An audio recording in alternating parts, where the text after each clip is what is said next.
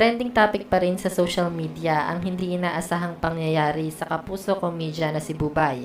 Matapos nga itong maghang at tila inatake na naman ng mild stroke sa kalagitnaan ng interview niya sa King of Talk na si Boy Abunda.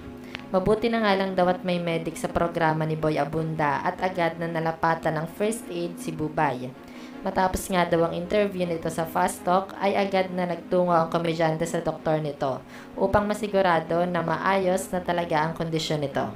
Payo nga daw ng doktor kay Bubay ay huwag masyadong pwersahin ang sarili lalo na ngayong lagari daw ito sa trabaho dahil kaliwat kanan nga daw ang taping nito sa Kapuso Network.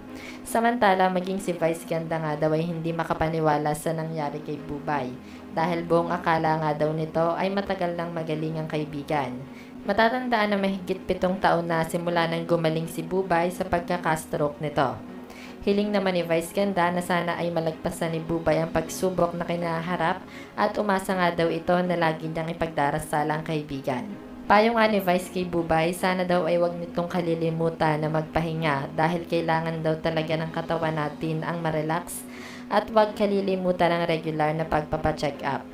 Sa ngayon nga daw ay patuloy na nagpapagaling si Bubay sa ospital matapos ang pangyayari.